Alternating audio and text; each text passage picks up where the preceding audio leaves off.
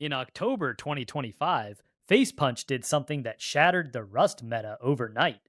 They made it so scrap alone was no longer enough to craft a Tier 2 or Tier 3 workbench. You now needed 5 basic blueprint fragments for level 2 and 5 advanced blueprint fragments for level 3.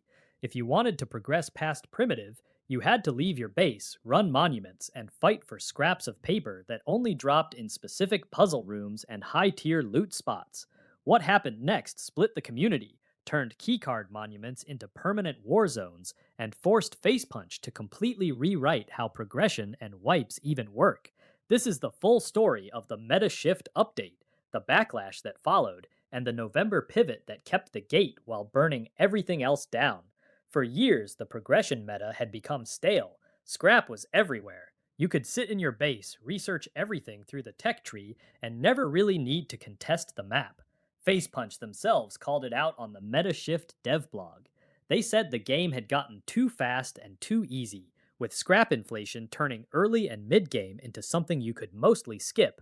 Their goal was simple on paper: slow progression down, force players back out into the world, and make monuments matter again for actual fights instead of just quick loot runs. So they added a new layer. Workbench Level 1 stayed the same, but level 2 now required those 5 basic blueprint fragments on top of reduced scrap costs, and level 3 demanded 5 advanced ones.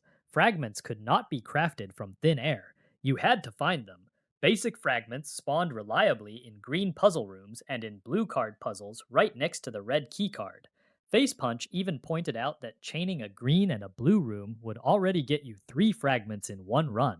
They also appeared at medium and large monuments, in airdrops, and with chances in military crates, large underwater crates, junk pile scientists, and roadside metal detecting. Advanced fragments were much rarer. You were guaranteed them inside hackable crates, and they had a chance in elite crates. They spawned in pairs at the big monuments like Launch Site, military tunnels, nuclear missile silo, underwater labs, the oil rigs, cargo ship, and CH-47 drops. There was even a conversion path where 20 basics could turn into one advanced.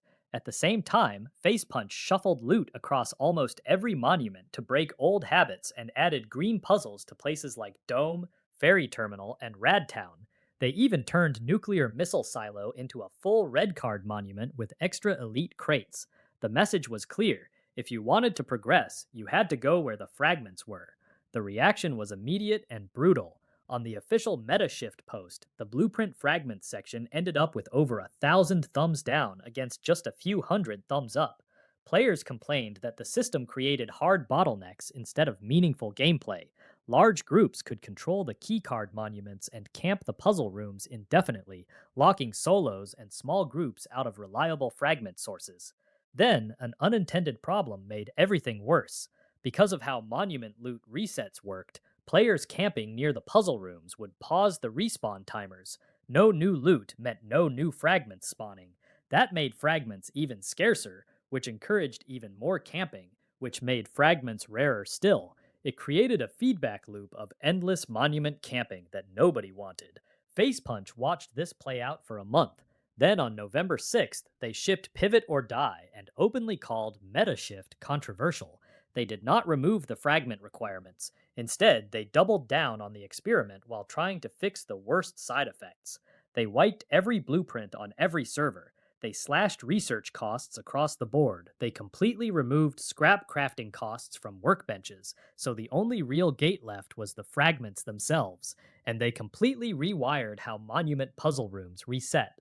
Now timers only start after someone actually loots a container inside the puzzle area. Severe radiation kicks in around the loot rooms 10 minutes before a reset, forcing players out. The puzzle can only refresh after being completely clear for 5 minutes. Facepunch said they wanted to keep real monument PvP as a classic Rust strategy, but stop camps from artificially blocking fragment spawns forever. They left one big question hanging. They said they might force blueprint wipes every month going forward, but they refused to commit. They were going to watch, play, and listen first. The fragments stayed. The workbench gate stayed. What changed was everything around it.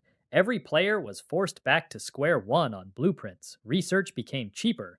Workbenches no longer ate your scrap, and monument camping could no longer permanently starve the fragment economy.